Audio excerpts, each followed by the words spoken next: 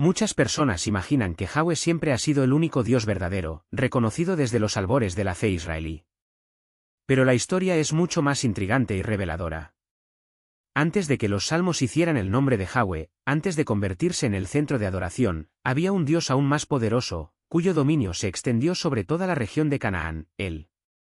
Esta no es una alegoría simple o un remanente pagano sin importancia.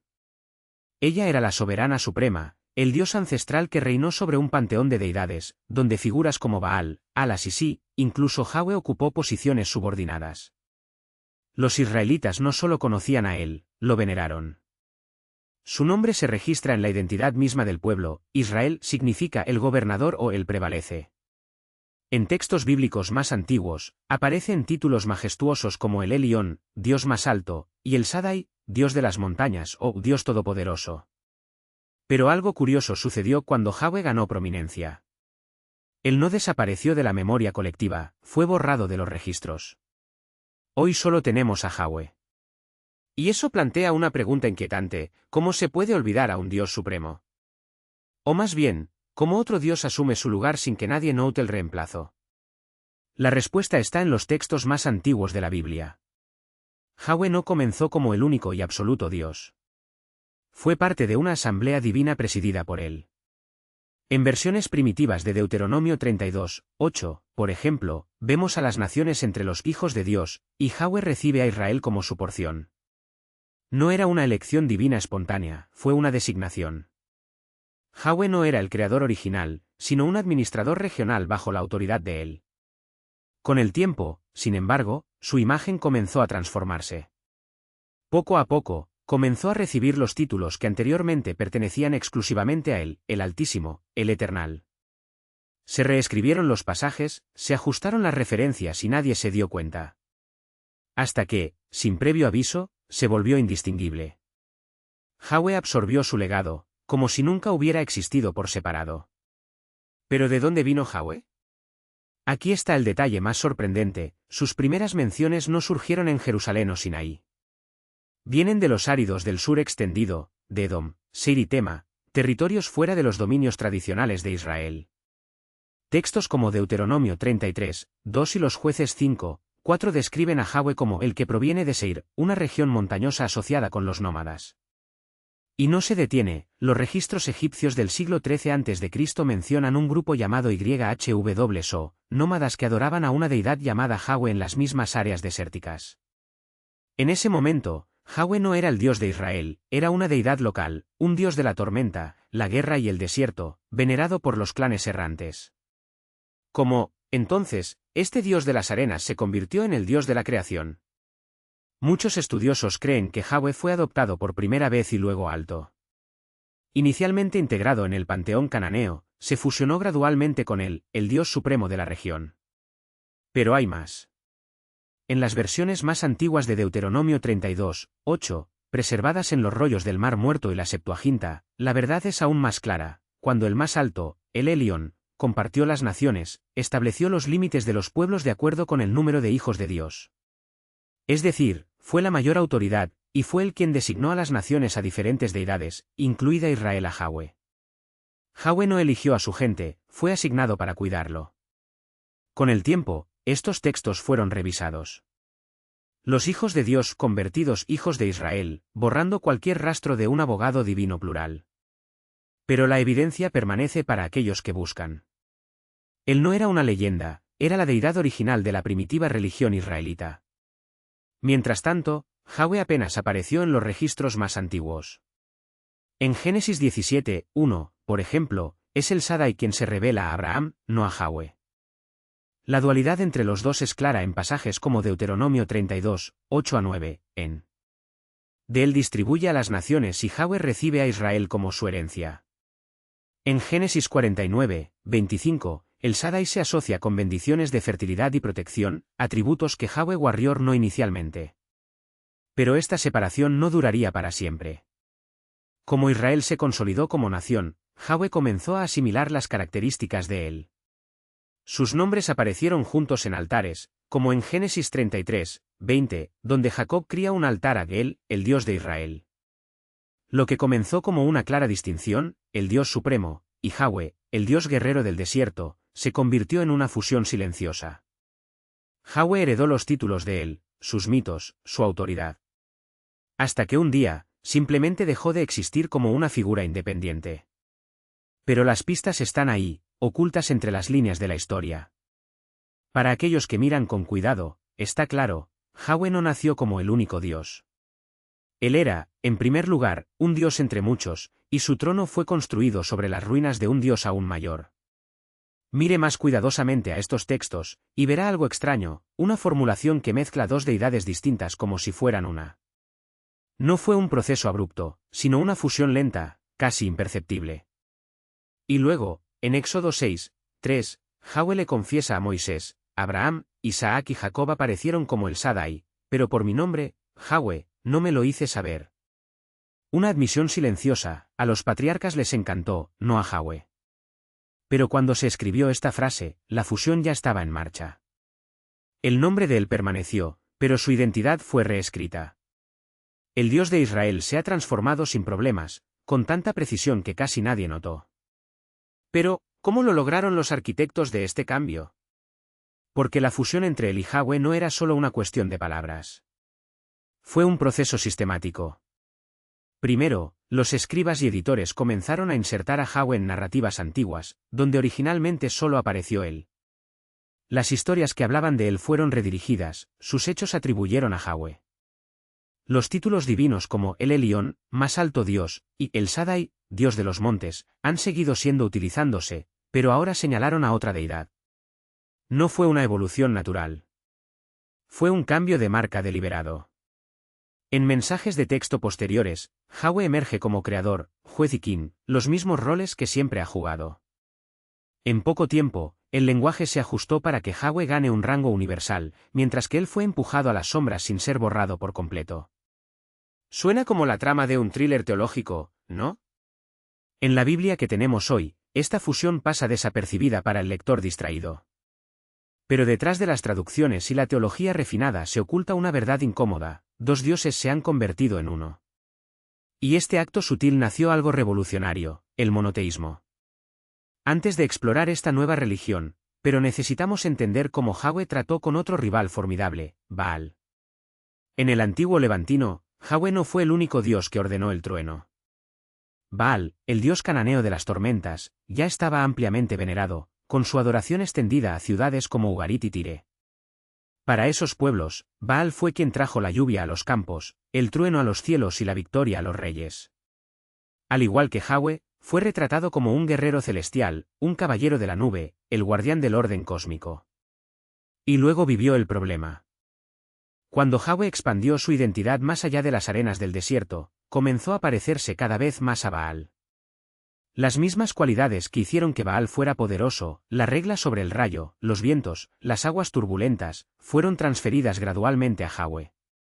No por casualidad, Jahwe ha llegado a ser descrita como alguien que hace que su voz truene, Salmo 29, que camina sobre las alas del viento e incluso domina el mar rebelde. Pero aquí está el cruel detalle: Jahwe no solo derrotó a Baal. Lo absorbió. Y cuando un dios toma el lugar de otro, ¿qué queda para el perdedor? Convertirse en el villano de historia. Observe la confrontación en el Monte Carmel, 1 Reyes 18, donde el profeta Elaiche desafía a los sacerdotes de Baal. Mientras Baal permanece en silencio, Jahwe responde con el fuego del cielo, y los seguidores del dios cananeo son masacrados. Pero esto no era solo una narración dramática, fue una ejecución teológica. Baal ya no podría ser un rival, tenía que convertirse en un símbolo de corrupción. Y el proceso no se detuvo allí. Incluso los himnos de Baal fueron reutilizados. El Salmo 29, por ejemplo, es casi una copia de línea por línea de los textos subáticos que celebraron a Baal como el señor de las tormentas, solo ahora, con Jahwe en el papel principal. ¿Y el mar? En las tradiciones de Canaania, Baal había derrotado a Yam, el dios del caos del agua, estableciendo su supremacía. Pero he aquí, en las escrituras israelitas, es Jahwe quien limpia el mar, Éxodo 14, y aplasta a las olas, Job 9. Lo que una vez fue un panteón compartido se convirtió en un campo de batalla ideológico. Jahwe ahora llevaba la corona de Baal, pero maldijo su nombre. En la mente de una gente recientemente convertida al monoteísmo, no había lugar para dos dioses de la tormenta. Por lo tanto, Baal perdió la guerra por la supremacía, no por la derrota militar, sino por la divina reescrita. Pero la lista de ajustes no terminó en Baal. Los textos antiguos revelan algo aún más sorprendente: Jahwe puede haber tenido una pareja, una diosa que le dio en la fusión. En las Biblias modernas, Jahwe se presenta como un ser solitario, sin pares, sin rival. Pero la arqueología cuenta una historia diferente. En 1975, las excavaciones en el sitio del desierto de Kuklatlet-Ahrut sacaron a la luz en las inscripciones del siglo VIII a.C. que sacudieron los cimientos de la teología tradicional. Uno de ellos dijo, que Jahwe de Samaria y tu Asera te vendieran bendeciendo. ¿Quién era este Asera? No fue un error. Otra inscripción repitió la asociación, sugiriendo algo más profundo, un servicio conjunto. En los textos, Asera, la antigua diosa cananea de la fertilidad, conocida como la madre de los dioses y la esposa de él, aparecieron junto a Jahwe. La conclusión es inevitable, e inquietante: si Jahwe lo había absorbido, era lógico heredar su consorte también. Los hallazgos en sitios primitivos israelitas muestran que su adoración no era marginal, estaba enraizado, casi institucional. Y sin embargo, hoy fue borrada. ¿Qué pasó con el compañero de Jahwe? La respuesta radica en las reformas del rey Josías en el siglo VII a.C. bajo su mando. Aserim, los puestos sagrados de Asera, fueron derrocados, sus altares destruidos. Fue etiquetada como una abominación cananea, una amenaza para la pureza de Jahwe. Pero el lenguaje hebreo ha mantenido su memoria: la palabra Asera todavía significa árbol sagrado o publicación ritual. Un eco de su importancia pasada. Los editores bíblicos finalmente eliminaron su nombre de los textos oficiales. Pero los rastros arqueológicos gritan una verdad inconveniente: en los tiempos remotos, Jahwe y Asera fueron adorados uno al lado del otro, como el rey divino y la reina. La pregunta que persigue a los eruditos no es solo por qué se borró, sino cómo el monoteísmo tuvo que reinventar a Jahwe para sobrevivir sin él. Porque, antes de ser un dios solitario, Jahwe tenía una esposa. Y su nombre era Asera. Pero otra pregunta se impone: ¿cómo impuso el rey Josías esta transformación radical? Todo comenzó así: en el siglo VII a.C., Jahwe todavía enfrentaba competidores, no solo en el cielo, sino en los templos de Judá. Los santuarios dedicados a Asera, Baal y otras deidades aún prosperaron, pulsando con el fervor de siglos de devoción. Los israelitas, son ciertos, adoraron a Jahwe, pero no solo a él. Generación tras generación, mezclaron su adoración con el Dios de Israel con rituales a otras fuerzas divinas, como si el cielo fuera un consejo y no un trono. Hasta que Josías llegó. Y con él, el abrupto final de esta era del pluralismo. Los registros bíblicos son claros: durante las reformas del templo, se descubrió un libro perdido, probablemente una versión primitiva de la Deuteronomio. Pero no fue un hallazgo casual. Era un detonador. Al leer sus palabras, Josías no dudó, ordenó la demolición sistemática de los altares rurales, la quema de los bosques sagrados y la centralización de la adoración exclusivamente en Jerusalén. No se trataba solo de limpiar la casa de Jahwe, se trataba de reinventarlo. De un dios entre muchos, se convirtió en el dios. Un templo. Una gente. Una verdad. Pero aquí está el detalle que pocos dicen: esta purificación no fue solo espiritual. Era político. Los editores de Deuteronomismo, aquellos que registraron la saga de Josías, no estaban interesados en preservar la historia. Estaban interesados en controlarlo. Pintaron al rey como restaurador de fe pura, pero entre las líneas, escondieron una campaña implacable: los símbolos de Asera se redujeron a escombros, sacerdotes de otros cultos, silenciados, ciudades con prácticas heréticas, borradas del mapa religioso. Lo que una vez fue tolerado se convirtió en un crimen. Y la evidencia arqueológica no miente: capas de destrucción repentina, ídolos carbonizados, templos reformados por la fuerza. Jahwe no ganó su trono por consenso. Lo tomó por decreto. La muerte prematura de Josías podría haber enterrado su proyecto. Pero sus escribas hicieron algo más poderoso: reescribieron su memoria. Cuando terminaron, solo un Dios quedó en Israel. Y se llamaba Jahwe. Pero, ¿cómo se convirtió un Dios local en un poder global? La respuesta vino con lo que debería haber sido su fin, el exilio babilónico. En 586 a.C., sucedió lo impensable. Jerusalén cayó. El templo estaba devastado, el sacerdocio diezmado, miles arrastrados a Babilonia. Para un pueblo cuya identidad se fusionó con una tierra y un dios, era un colapso existencial. Yahweh, el que debería protegerlos, ha tenido fallado. O eso parecía. Cualquier nación en tanta desesperación abandonaría a tu Dios. Pero Israel hizo lo contrario. En cautiverio, algo inesperado germinado, en lugar de rechazar a Yahweh, lo reconstruyeron. No más como un protector defectuoso, sino como un juez justo. ¿La destrucción? Un castigo merecido por los pecados de Israel. Los escribas, astutos, transformaron la derrota en doctrina. Yahweh dejó de ser un dios tribal para convertirse en el Señor de las naciones, un ser que, irónicamente, incluso usó a Babilonia como un instrumento de su voluntad. No hay templo para limitarlo, su poder se volvió ilimitado. Y fue en el exilio que la teología israelita sufrió su mayor cirugía. Corte de Jerusalén, los sabios comenzaron a compilar, editar y unificar tradiciones antiguas. Los textos fueron reescritos, eliminadas contradicciones, identidades fundidas. Lo que fue de él se convirtió en Yahweh. Promesas, profecías, juicios, todo convergió a uno. Incluso los dioses extranjeros se redujeron a las sombras, como Isaías registra 45, soy Yahweh, y no hay otro. Una declaración de soberanía absoluta, sin espacio para rivales. Aquellos que alguna vez adoraron a muchos dioses ahora apostaron todo en uno. El exilio no solo redefinió a Israel, recreó su Dios. Antes, Yahweh era el Dios de Israel. Luego se convirtió en el Dios sobre todo. Esta metamorfosis no era orgánica. Fue diseñado. Se renovaron libros como Génesis, Éxodo y Deuteronomía. Donde antes había pluralidad, hagamos al hombre en nuestra imagen, ahora solo había singularidad, lo haré. Cuando el segundo Isaías escribió, la transformación se completó, antes de mí no se formó Dios, y después de mí no habrá otro.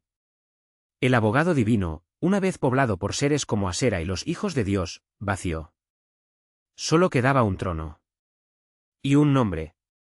Los estudiosos llaman a esto monoteísmo puro. Pero la pureza, como sabemos, es a menudo el resultado de una purga. Los excompañeros de Yahweh no desaparecieron por casualidad. Fueron borrados. Y con ellos, el recuerdo de que el cielo fue una vez un lugar compartido. Y aquí viene el problema. Textos como el Salmo 82, que retrató a Yahweh entre otros dioses, fueron reinterpretados, suavizados, distorsionados hasta que se vuelven irreconocibles. Pasajes como Deuteronomio 32, 8-9, donde y dividió a las naciones entre los hijos de Dios, fueron alterados meticulosamente en la versión masorótica, ahora ya no son deidades que reciben a los pueblos, sino a los hijos de Israel. ¿Un cambio sutil? No una revisión deliberada. Una falsificación teológica. Y no te detengas allí. Los títulos heredados por Yahweh, más alto, el Shaddai, creador, no eran propios, sino préstamos forzados. Los atributos de él, Baal, los dioses antiguos no fueron rechazados. Por el contrario, fueron confiscados, reapropiados, cosidos por la fuerza en el manto de un solo Dios electo. Cuando la Biblia hebrea asumió su forma definitiva, el monoteísmo ya estaba consolidado. La historia había sido reescribida, y las siguientes generaciones la recibieron como verdad absoluta. ¿Quién podría cuestionarla? Nadie. O más bien, casi nadie. Porque los textos más antiguos mantienen recuerdos obstinados. En las capas más profundas de las escrituras, él no era un título genérico, sino el nombre de un dios específico. El Elión, el más alto. El Shaddai, el todopoderoso. Raíces que se hunden en el panteón cananeo, resonando en nombres como Israel, el goberna, Betel, casa de él, o en la figura de Samuel, nombre de él. Estos rastros revelan una era en la que reinó supremo, mientras que Yahweh, este difunto Dios, solo aparece mucho más tarde, hasta el punto del Éxodo 6, 3 declarar sin ceremonia, por mi nombre, Yahweh, no me di el conocimiento. Pero la teología no tolera las aspiradoras. Como Yahweh ascendió, fue borrada, no por negación, sino por absorción. Sus nombres, sus poderes, su propia identidad fueron transferidos, como si siempre hubieran pertenecido al usurpador. Dos se convirtieron en uno. Y lo que era la división se convirtió en dogma. Yahweh no solo vivió con él, lo reemplazó, robando su léxico, estatus, esencia. Una fusión forzada, una identidad fabricada. ¿Y ahora? Ahora depende de nosotros leer entre líneas. Porque la historia no es lo que nos dijimos, eso es lo que podemos desenterrar.